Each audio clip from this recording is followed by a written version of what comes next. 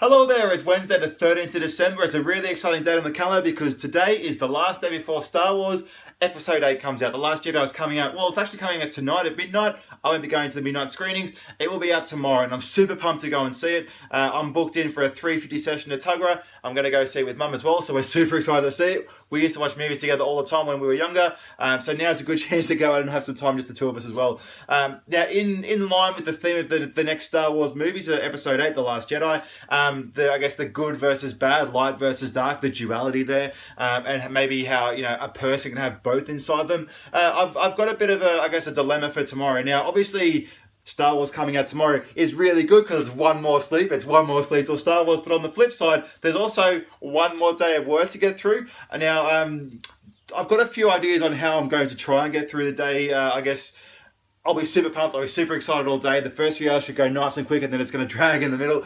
So a couple of options for what we can do. You can see me in the garage at the moment. Haven't been in here for a while. There's a few things stacked up the back here.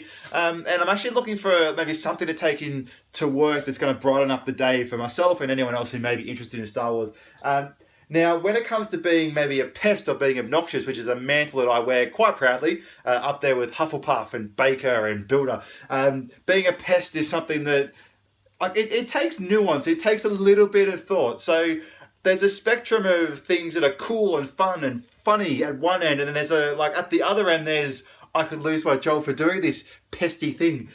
So I've got a few things. Obviously Yoda, the backpack here, may make an appearance. But down here as well, and I think this is something that I will certainly be doing, this Yoda here, this Yoda can just sit in places and give you the beady eye. So I think this Yoda may make an appearance at work tomorrow.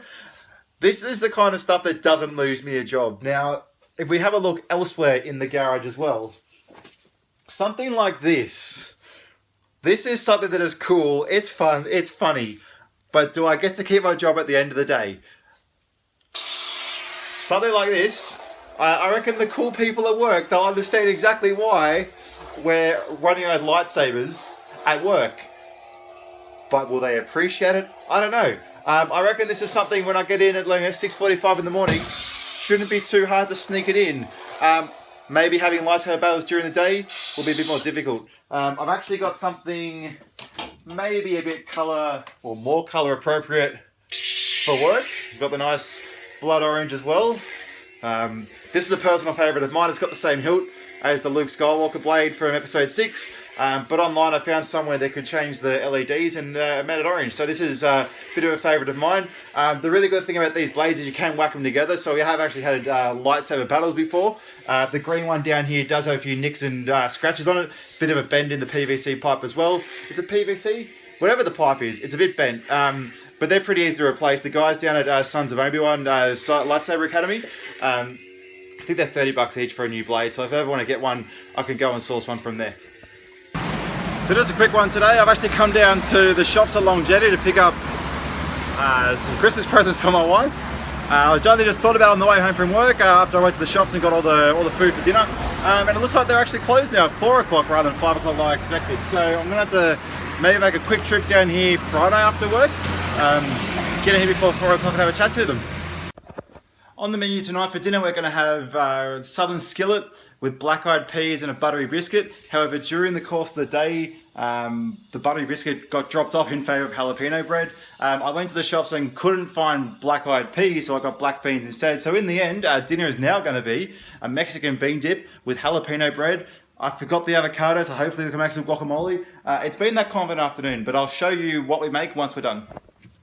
I couldn't find any avocado in the fridge or in the fruit bowl, so that really only leaves us with two options. One, it's been hidden, so the daddy can't find it.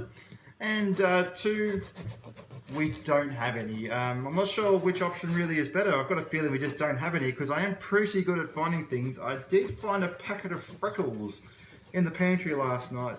I also ate the packet of freckles from the pantry last night. Now you can see here, just for the jalapeno bread, I'm using a white cob.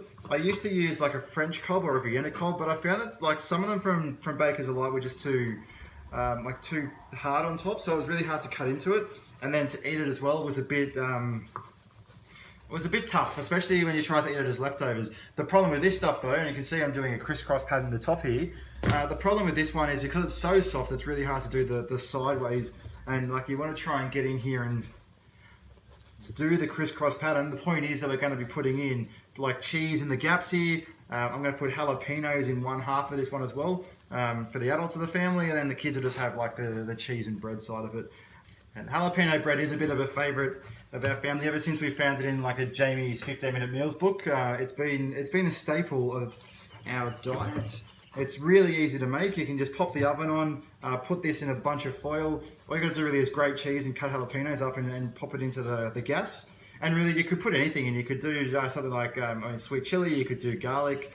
And you can see here it's it's a bit of a mess, but still, once the cheese is in it, once it's gone in the oven, it's going to be nice and easy to pick away at. And then, not that it's a huge concern, but like for us it is.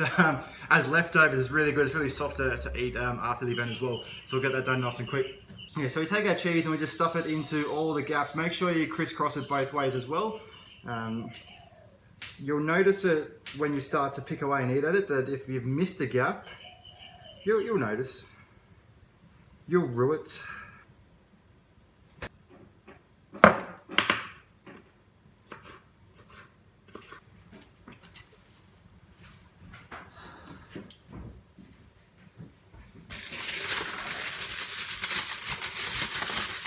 Whoop. Oh, I think we're out of foil.